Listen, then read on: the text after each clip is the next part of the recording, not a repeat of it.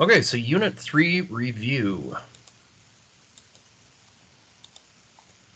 So Unit 3 started with a couple of things we're going to need to be aware of. And the first thing is all those definitions that we went over. I think there might have been as many as 12 definitions. And a couple of them went together, sort of groups of threes, which was sort of nice.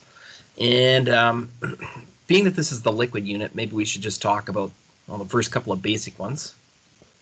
Solute, solvent, and solution. So the solute is the thing being dissolved.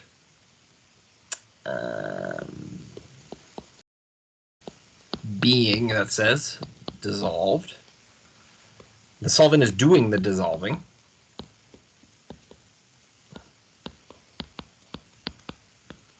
Dissolving. And the solution is, of course, made of the solute and solvent. So they combine to make it. I guess there's a couple different ways you can look at a solution. It could be a solid that's dissolved in a liquid. So in that case, let's say we had salt water.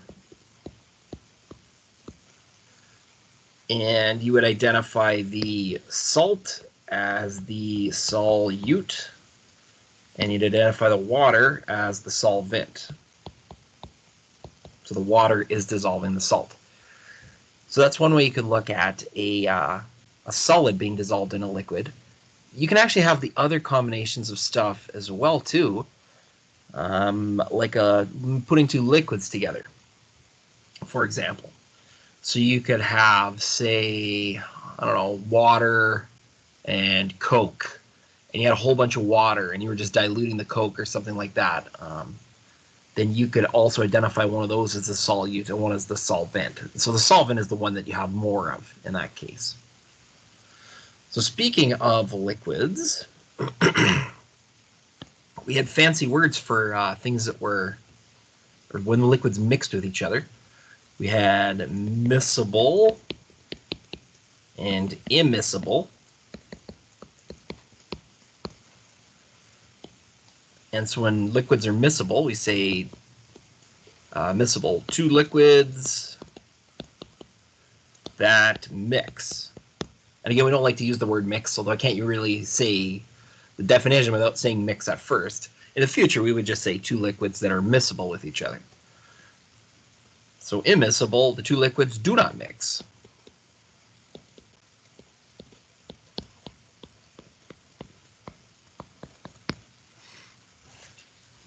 So kind of jumping ahead here a little bit, we learned in the next section about polar and nonpolar molecules. We learned that polar molecules have a dipole, nonpolar molecules do not have a dipole.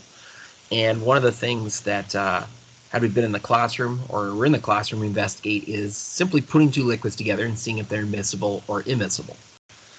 So here's kind of maybe a typical question we might see in our exam. Might say something like, water is polar. Then we might say, ethane is nonpolar. So maybe just like a statement like that. So if we have one that's polar and one that's nonpolar, they're not going to mix with each other. So we would say, therefore, this solution would be immiscible. Those two would not mix together.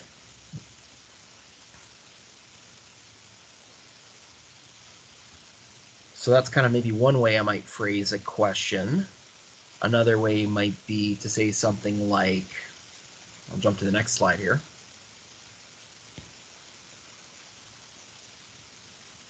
Maybe it'll say water and, I don't know, I'm just trying to think of something, methanol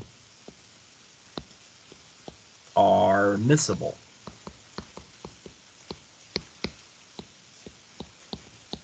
What type of intermolecular forces does methanol have?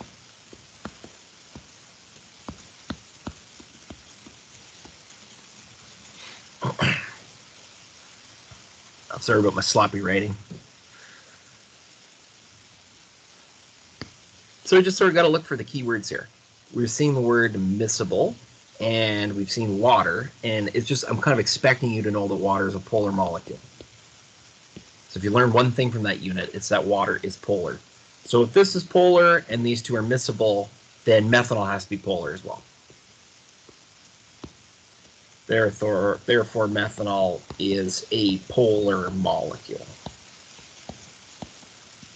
So I'd say there's probably a good chance to see something like that on your exam, some kind of question scenario. They're immiscible. Comment on the forces, intermolecular forces of attraction within those molecules. So there's probably a few other definitions we looked at. Saturated, supersaturated. It might be easiest to talk about those in terms of a solubility graph. So let's check out a solubility graph. Solubility graph. I'll just freehand this. Hope nobody minds too much. You get your temperature of water on the bottom. So water. And then usually on the side here, there's some kind of it's grams dissolved per 100 grams of water. I'm just going to put grams per 100 grams of H2O.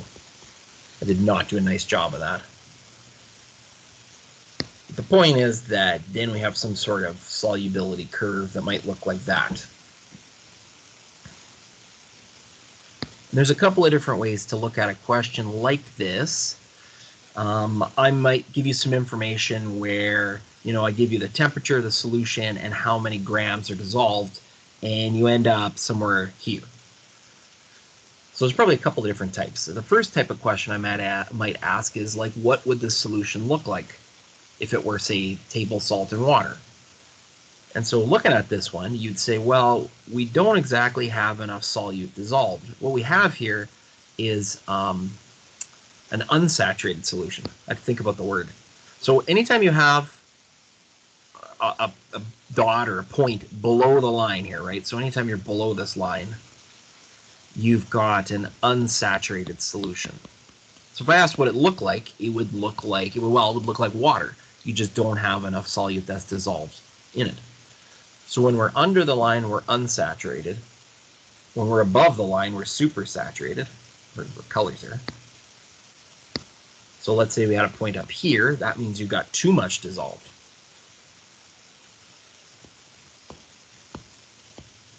So when we're talking about a point above our curve, we have a supersaturated solution. And that means that you probably have some solute undissolved solute at the bottom, just kind of floating around. And the only way that we have a saturated solution, I guess, would be right on the curve. Maybe let's put that in red. That would be a saturated solution.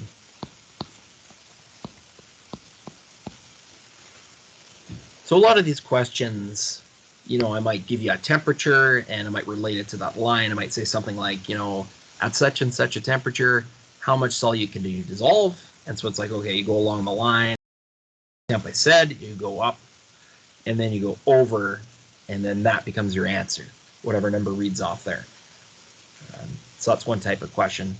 Another type of question might say, going back to this first point that I put, it might be like, how much more solute can you add to get it to be a saturated solution? And then you're just looking at say, okay, how much takes me up to the line right there? So there's a decent possibility you could see some kind of solubility graph on this exam and some questions about it. And we've seen those a couple of times throughout. So that sort of covers everything we did in section 1. I didn't label this as section 1, but that was section 1. Section 2. Section 2 is a long lesson, and we covered a couple of things in it. We covered, and we just sort of talked about this, polar and non-polar. And, maybe we'll just talk briefly about polar here. Probably the best one is our good old water molecule. And this is where we look up our electronegativities. They're on the periodic table. So we get oxygen at 3.4 and hydrogen's about 2.2, 2.1, depending on what periodic table you're looking at. And we've learned about En, and that just says that the bigger the number, our electrons are going to move towards that more readily. So for both of these bonds, we've got electrons that are migrating up to the top here. And what that means is that this oxygen end ends up negative, and the hydrogen ends end up positive. And this is where we draw our dipole. So your dipole for this one would point towards the negative end, and then you even cross it there, and it kind of looks like a little plus sign to me. And that's your dipole. And anything that has a dipole is a polar molecule. So we'll say that, therefore, dipoles indicate a polar molecule.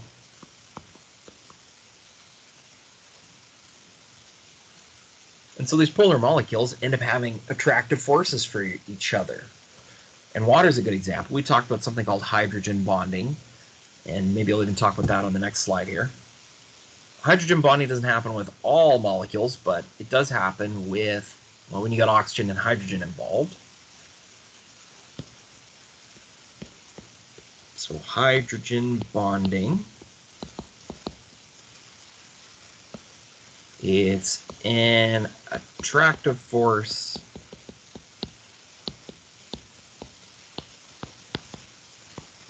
between O's and H's. And for grade 11 purposes, we'll go with that. When you get to grade 12, there's going to be a few more elements we introduce. But hydrogen bonding is still a big part of the grade 12 class course. So if you've got, a couple water molecules here, the hydrogen bonding force occurs between the positive and the negatives. So there's some attraction between those hydrogens and oxygens. And then you're going to have another one here. And there's some attraction there and some attraction there. And it just kind of keeps going on and on. And so we have talked in the past that when you've got a polar molecule that's in the liquid phase, that you can have a meniscus forming. If you say, like, you grab a glass of water, you can overfill it because these water molecules are sort of hanging onto each other. That's this hydrogen bonding force here. That's them holding on. So you can actually have more water molecules in a glass of water. If it's a 200 ml glass, you can probably put just over 200 mils in it because you can have that meniscus. So that is your hydrogen bonding force. And nonpolar,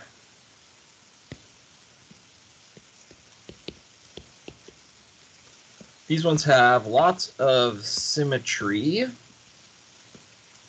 and no dipole.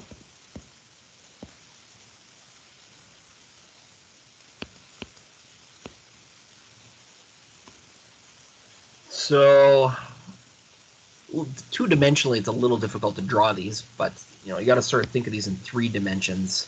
Methane's a good example.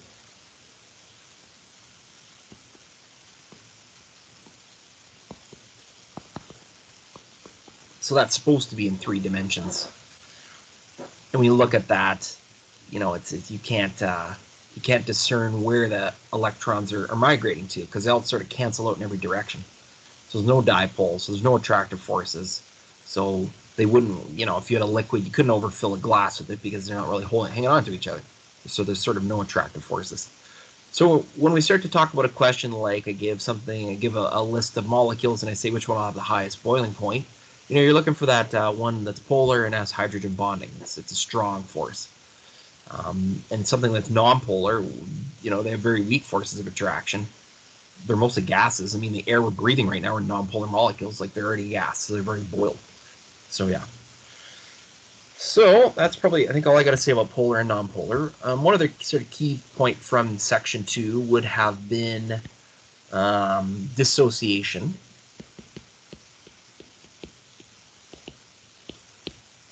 We came across this term a little bit later, and it was just the breaking up in water into their ions. So, I mean, we could take something super simple like lithium chloride that's aqueous. And what we've come to discover is that lithium chloride will break up into its two ions. And it was really the water that helped this occur. So water came along, and the negative end of water, which is the oxygen end, sort of orientated towards it. You know, a whole bunch of them. And it was able to pull it apart. On the other side here, we get the positive end of the water molecule attracting. And again, that's able to pull it apart. Now, they don't form. It doesn't form like lithium hydroxide and hydrochloric acid. It doesn't form. It just breaks it up into the two ions. So that was like our early introduction to dissociation. And, you know, we had a few more difficult ones, like if you had something like this, you know, you said, okay, well, I'm going to break it up into its two ions. If it's aqueous on the left-hand side, it's going to be aqueous on the right-hand side. And I also have to balance this one because I got two aluminums, so I put a 2 in front. I got 3 sulfurs, I put a 3 in front. So we balance the atoms. We actually also balance the charges. On this side, our molecules have no charge. No charge. Like no compound has a charge to it. But when you break up the ions, you definitely get a charge. Although the fact remains that we have 6 positives and 6 negatives on that side, so it does sort of cancel it out. And so the charges are of 0 on both sides. So there we go. So I think that covers section 3 pretty well, or section 2. Section 3. We got introduced to molarity here, which is another word for concentration. And maybe even I'll put the symbol big M here. The units are moles per liter or big M. They mean the same thing. And through our process of creating an equation, we came up with an equation here to find the concentration of something. We came up with concentration is equal to moles divided by volume, which is, you know, our moles per liter. That's where that's coming from. For us to do a little example problem.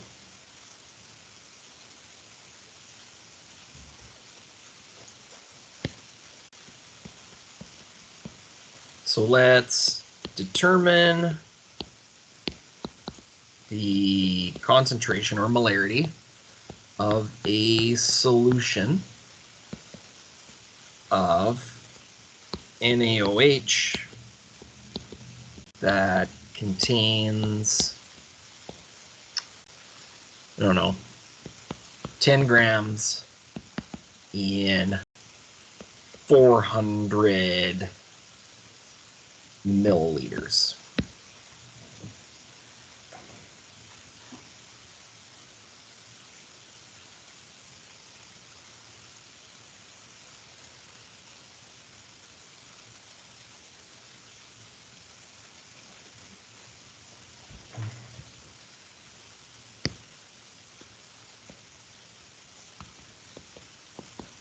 I think we only know one of the numbers at the start here, and that's this 400 mils, but even that's not right. We know that we want to work in liters. And so 400 divided by 1,000 here is actually 0.4. Now, we don't have the moles either, but we have 10 grams. So that's going to be our starting point, is to figure out how many moles we've got of this substance. So we'll do that right here. We're after the moles, probably not enough room, moles of NaOH, knowing we have 10 grams of NaOH. And we did a bunch of this in Unit 2 review, which is saying, well, what does a mole of NaOH weigh? And it's like 39.99 is the molar mass, so essentially 40 here. Cancel, cancel. 10 divided by 40 is 0.25. So that is, in fact, going to be our mole number for this question. And so we've got enough information now to solve this. So we could say that 0.25 divided by 0.4. I'll grab my calculator now.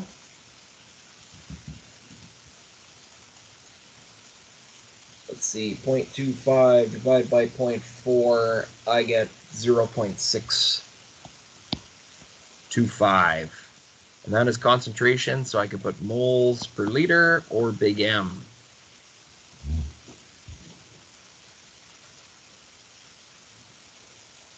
So there's a couple of different questions we looked at in section 3.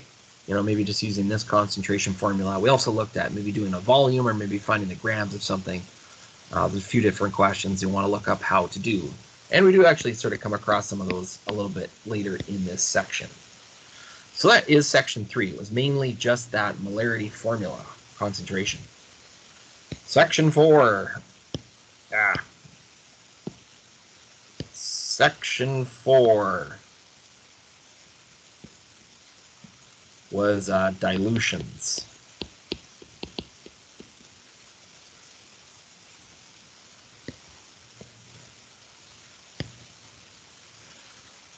So dilution formula, C1V1 equals C2V2.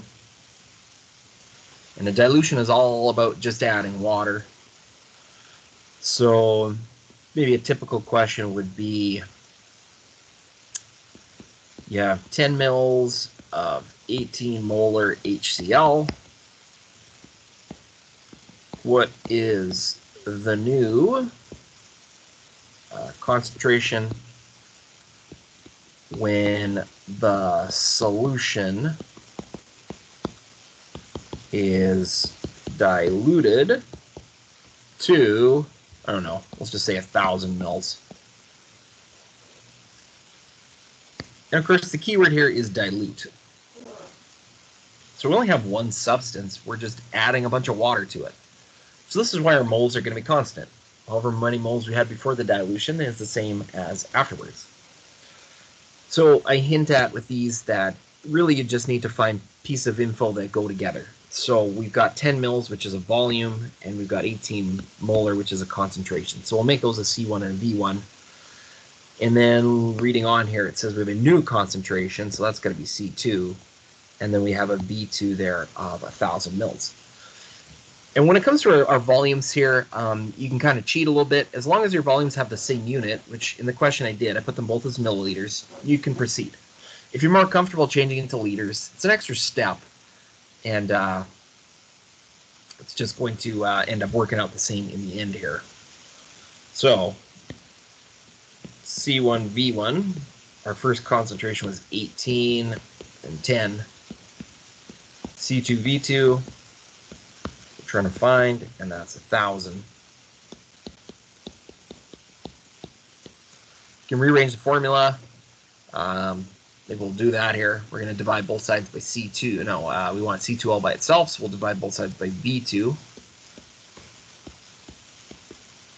So 18 times 10 divided by 1,000. Well, that's 180 divided by 1,000. 0.18. And that would be a molar. And that is your dilution. Now we didn't end up doing a lot of dilutions. When you do there's a few labs and some other things we didn't get a chance to hardly tackle, but often we get into the dilutions in that section. So that would be unit 4. Section 4. Section 5. This was about two things, Arrhenius and Bronsted-Lowry.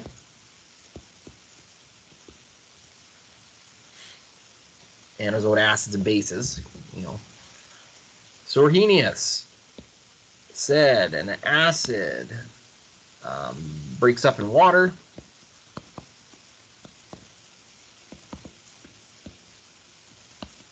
to form H+. And maybe I jumped the gun by writing that Bronsted part.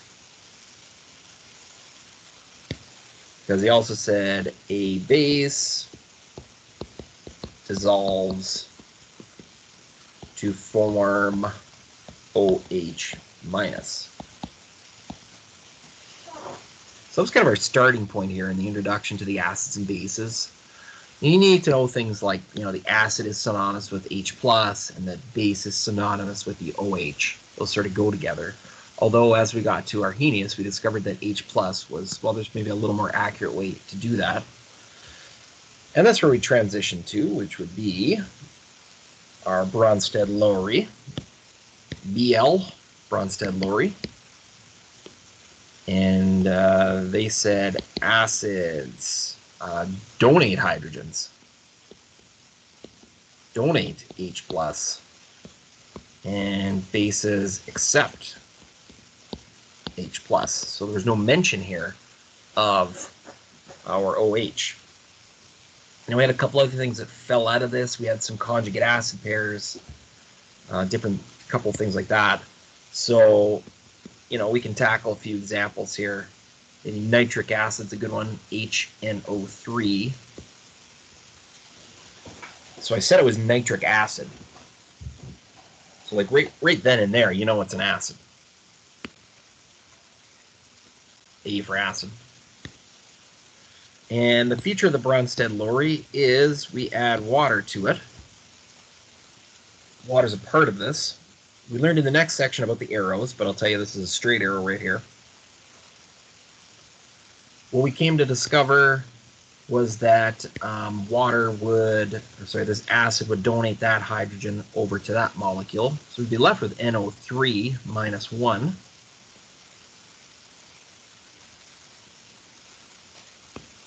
It also made sense that it was accepting the hydrogen, so it had to act as a base. And we end up creating H3O+, which is our hydronium. That says hydronium. Sorry, I scribbled. And that's the acidic molecule. So we also had to indicate our conjugate acid pairs here. So the words conjugate just go with each. And then it's a matter of saying, okay, well, this one and this one, they're different by a single H+. So if that's the acid, then this one must be the conjugate base. And then these two pair up. And if that's the base, that makes that the conjugate acid.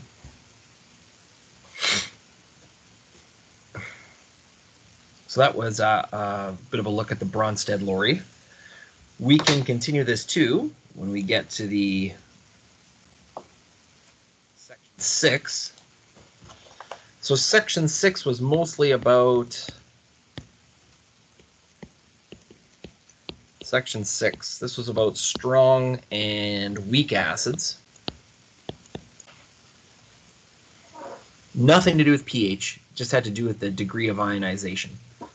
So something that was strong, whether it was an acid or a base, this completely, if it's an acid, they ionize. And if it's a base, they dissociate. Again, that just means they break up in water. And you can use the Arrhenius method, or you can use the Bronsted-Lowry method. It sort of works the same. But the point is, when you've got something that's strong, like side, you put that type of arrow, and you put your two ions.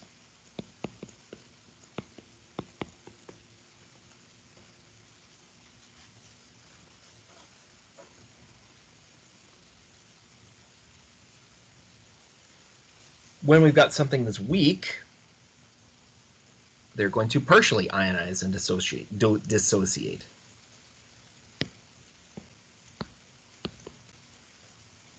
And use that double arrow. Partially ionize or dissociate.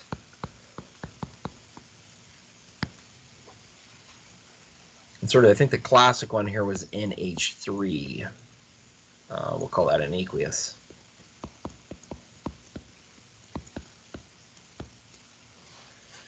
This was one of those ones where you would just know it's a base, because I would tell you it's basic. Because you couldn't do this question otherwise. And so that sort of tells you that you know where your product is going to be. You know you're going to make an OH minus, because that's the basic molecule. The only way you can do that is by taking one of these hydrogens and moving it over there. So NH4 And then it would be about saying, okay, water is the acid, that's the base, that's the conjugate. Let's see, is that the conjugate? That would be the conjugate base, that's a conjugate acid.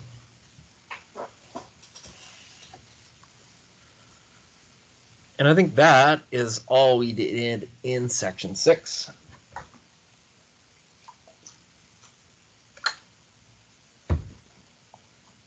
Section 7, pH scale.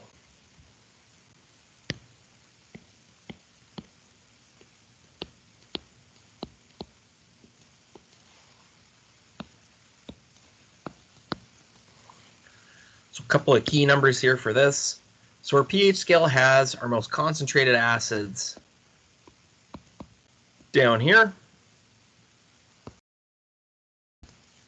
And then last 7, we get our most concentrated bases going up to 14.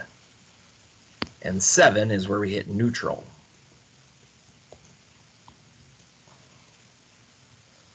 Every solution, if it has water in it, has got hydroxide and hydronium ions.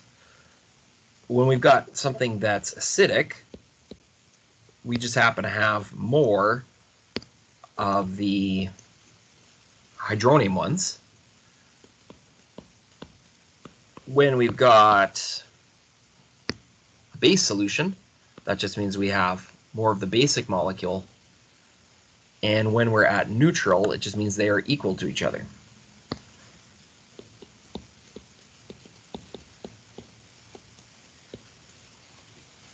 And that's, I guess, maybe the most common situation.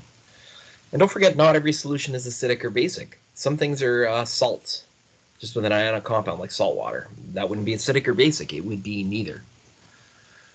Now, what we came to discover in this lesson is that there were a couple of formulas for calculating pH. That's something we hadn't done before.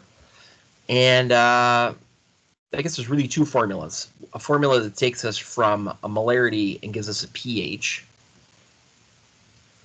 So let's say you've got a concentration, and you want to turn that into a pH value. Well, you would just use the negative log formula. If you wanted to do the reverse here, so if I gave you a pH and you wanted to go to concentration, you would use the 10 to the minus pH formula.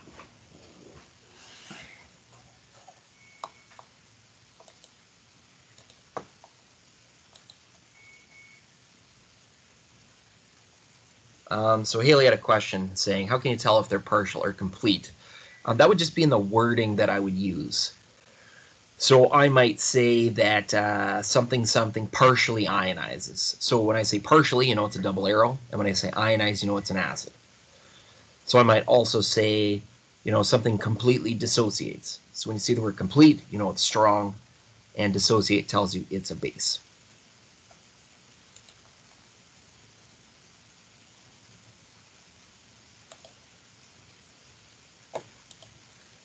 So we can tackle a couple of questions here. Maybe we can even tackle one from earlier. If I just jump back, I was thinking while we were doing this, it was a pretty good one. Back in this question, we determined the concentration of a solution of NaOH that contained 10 grams in 400 mils, and we did come up with a final solution here. We came up with a molarity of 0.625. So why don't we use that here in this question. So we're going to calculate the pH of an NaOH solution with a concentration of 0.625 molar. So this is really just kind of a continuation of that problem. So to use the pH formula, all we need is a molarity or a concentration, and I've given you that at this point. Or frankly, you guys solved it earlier, I guess. So pH equals negative log of the acid, and of course that causes us a problem because we realize hopefully that we have a base here, and we'll deal with that in a second. And all we got to do is grab our calculator and go negative log button of 0.625, and I got about 0.2.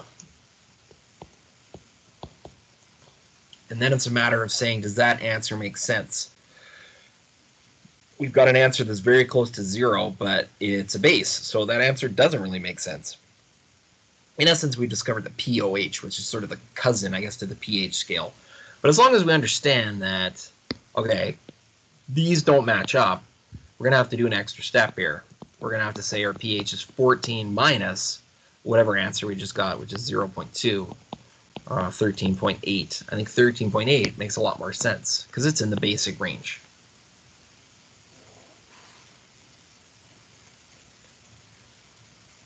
So we could also do, back to that dilution question. If I'm going to skip back here. Back in that dilution question we did in section 4, where was it? Right here. We could use this as well because we had a molarity of 18 molar, and then we ended up finding the molar of 0.18. So why don't we use both of those numbers to do one more pH calculation here. So let's again calculate the pH of an HCl solution with A, 18 molar conc, and B, 0.18 molar concentration.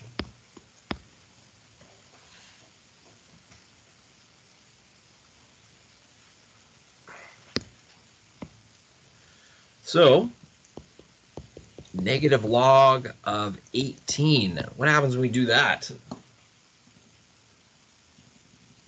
Negative log of a number. Actually get a negative answer. You get an answer that's off the pH scale. If you try to take the log of a number that's bigger than 1, you end up getting a negative number. So this is out right off the pH scale. It's like, well, below 0. That can happen. Doesn't happen often. It's not even a great question. Probably would make more sense is to do that value right there. So your pH for that second one,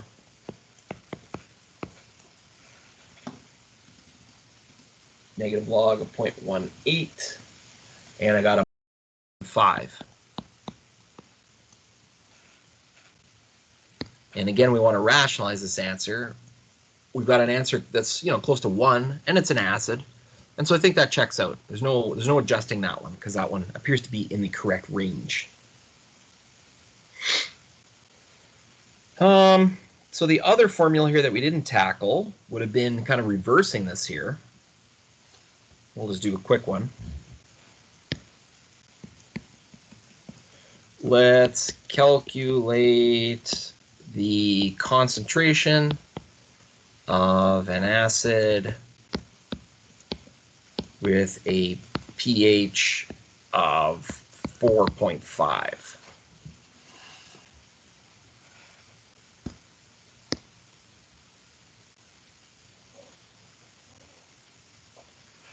So again, we got to double check that things add up here. It's an acid and it's in the acidic range, so there's no subtracting. Sometimes if this didn't match up, then you would subtract first and then use the formula.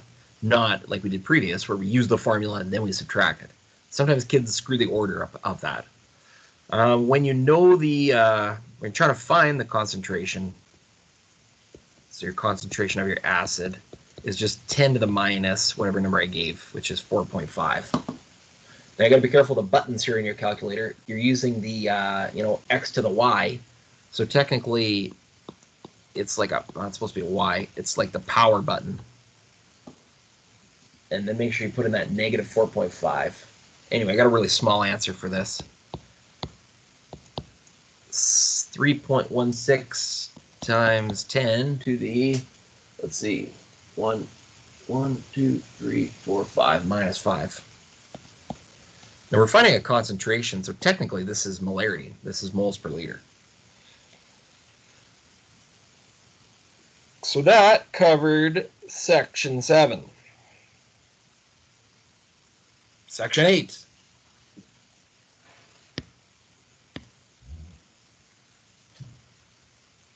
Section 8 was net ionic equations.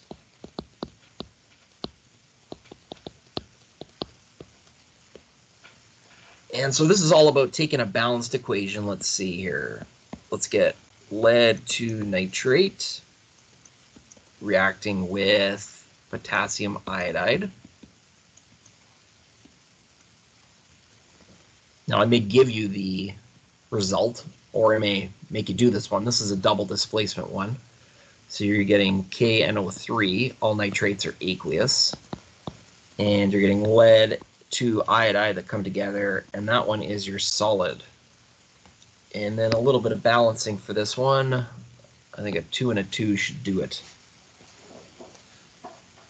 Now, the whole point of the net ionic equations is to break up everything that's in the aqueous state, because we just learned earlier that molecules aren't existing. Like, this doesn't exist as lead-2 nitrate in solution. It exists as the lead-2 ions and the nitrate ions. And so that's all we're trying to do here. So you got to be careful, because there are definitely lots of places that things can go wrong. You know, you got to make sure you have the aqueuses. You got to make sure you have the charges. For this one, you got to make sure that, you know, that 2 drops down there.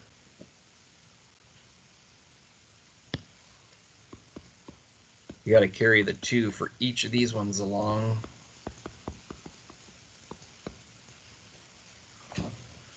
And you can see you definitely need lots of space on your paper for this.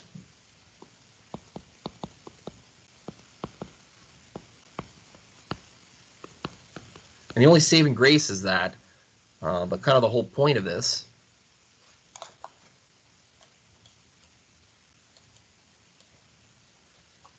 the whole point of this is that our solid remains untouched. So this thing, I guess I'm going to have to write underneath here, PbI2 solid. Oh, sorry, I seem to be out of whack here on this slide again. But once you've done this, double displacement, we're going to have 2 spectator ions. I lost my bar.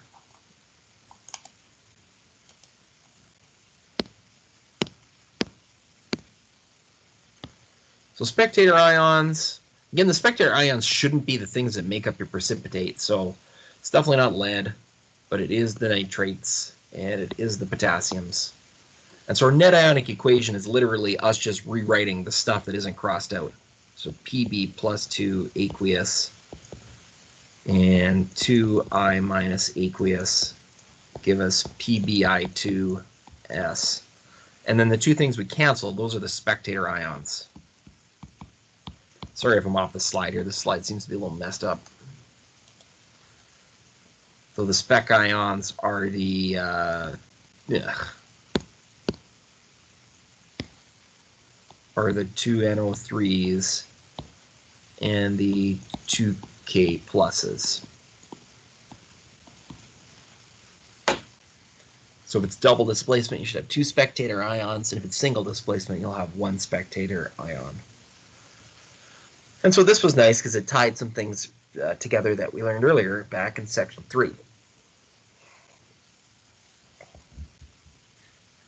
Okay, so that takes us to sections 9 and 10, which we can kind of do together because they were sort of the mole map sections. Now that we actually have the mole map, it's much easier to do these sections. Oh. Wow, this slide's a mess too.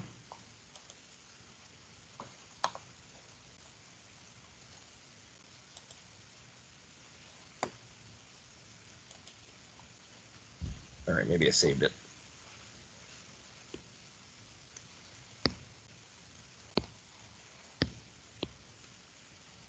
So section 9 and section 10, mole map. So if you got that mole map, you can get it out here. And again, back in this time, we were looking at section 9 was all about liquid to solid or solid to liquid questions. And then in section 10, we were actually talking about titration,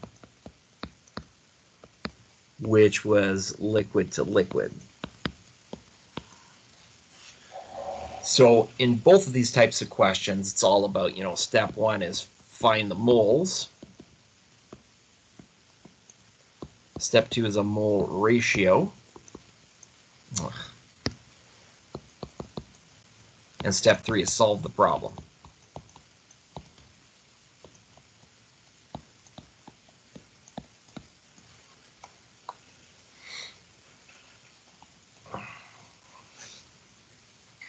So we can tackle a couple of these to wrap it up here today.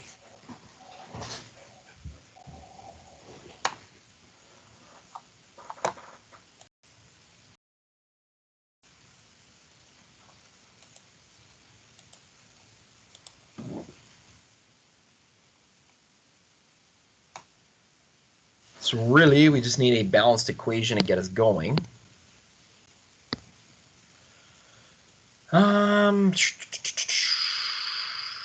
Can't think of anything other than the old regular one, the aluminum chloride. Although I feel like we've done that one to death here. I don't know, let's make something up here. Let's see what happens. Let's put sodium together with lithium chloride. Okay. So this would be a single displacement reaction, so we'd end up getting lithium by itself. And then sodium chloride. Oh no, this one's terrible. This one's too easy. Here, let's change that. Don't erase. We don't get a very good mole ratio when I just do that, so here, let's start with sodium, but let's just do something a little more better. Let's do calcium chloride.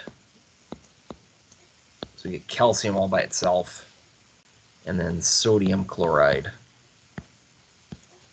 And then we can balance that. Okay, that's a little better equation for us. So let's determine the mass of Na required to react completely with 450 mils of 0.2 molar calcium chloride.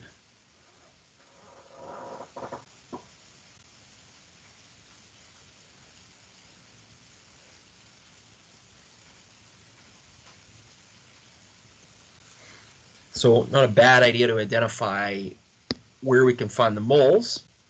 And it looks like I give you a lot of info there. That should tell you it's a liquid because we have a volume and a molarity. So this question is starting as a liquid. And then I'm talking about finding the mass of a solid, so it must be about a solid. That's about calcium chloride in Na. So we should have enough info about the calcium chloride to go ahead and find our moles. And we'll do that here.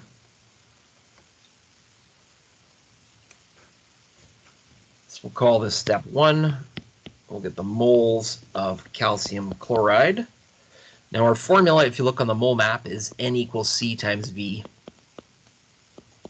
Our concentration was 0.2. Our volume was 450. Again, you got to convert that to liters, so 0.45. 0.2 times 0.45. 0.0. So that's how many moles of calcium chloride we've got there. So step 2 is always about moles of the other substance. So moles of Na, knowing we've got this moles of calcium chloride, X in a line.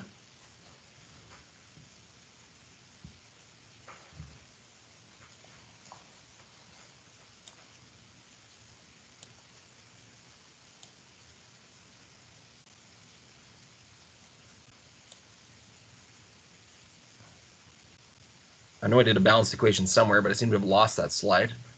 That's interesting. No matter. Let's see if I can get this right today. So, geez, I can't remember what it is. Now let's do it at the top. We've got sodium plus calcium chloride gives us calcium plus NaCl. Two of those. Okay, so there's our ratio.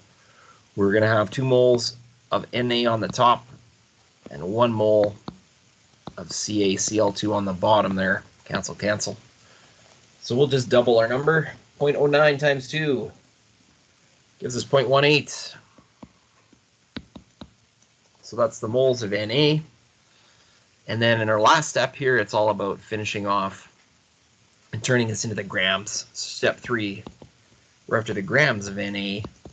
if we have this many moles of Na, and that's where, of course, you grab your periodic table, you look up the molar mass, 22.99. So we get 1 mole of Na at 22.99 grams of Na. Cancel, cancel. And again, at no point have I cleared my calculator. I get about 4.14.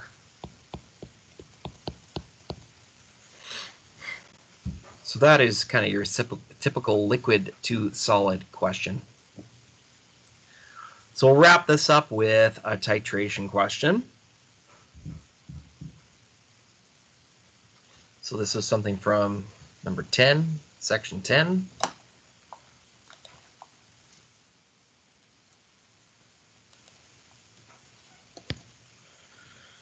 So let's see here. Let's say 10 mils of 0.25 molar HCl is required during a titration to neutralize, I don't know, let's say 18 mils of H2SO4. Let's determine the concentration of the H2SO4.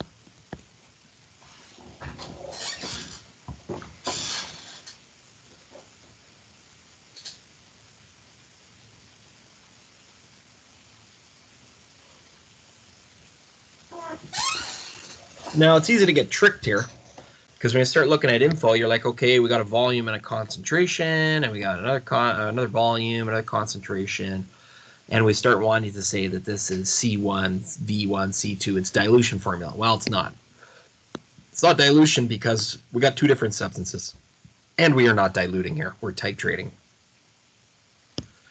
And what we don't have is a balanced equation. So, hang on a sec. I screwed something up here. I got 2 acids on the go here. Let's just make this into this one here. Let's just change that to sodium hydroxide. NaOH. That'll salvage this. So change that to sodium hydroxide. It really doesn't change anything, frankly. I mean, yeah, just makes it correct. So what we need is a balanced equation, though, to proceed. So we've got that new sodium hydroxide, and we're adding that to our H2SO4. And this is an acid and a base, so we're making water. And we're also making sodium sulfate. We do have to balance this one. And now we can go ahead and do this liquid to liquid question. Now that makes better sense. So we can start by finding the moles of this stuff here, because we've got the 2 numbers. So we can start by finding the moles of the sodium hydroxide. So let's go ahead and do that here. There's that other slide I'm looking for.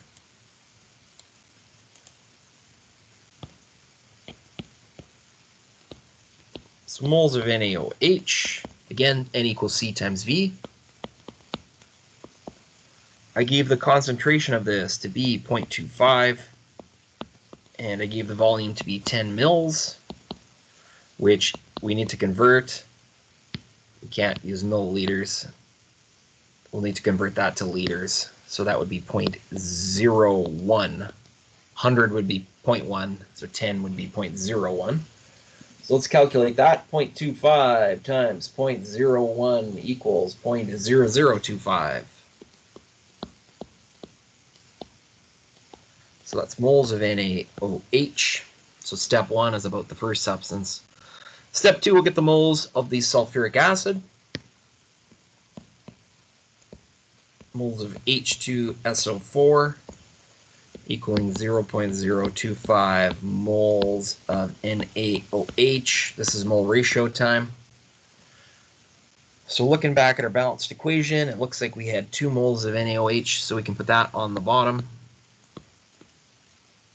Cancel, cancel. And 1 mole of H2S up top.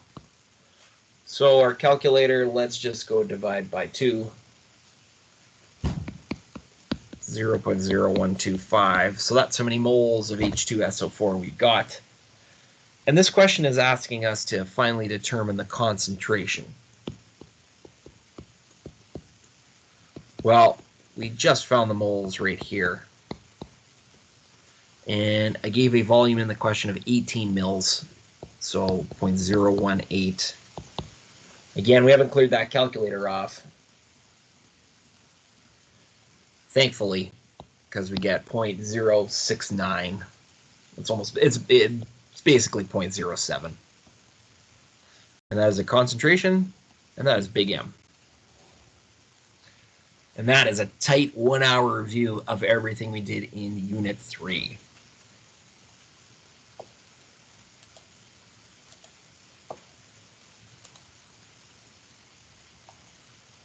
So I'm glad to see about 10 people here. I'll remember this when I'm marking exams.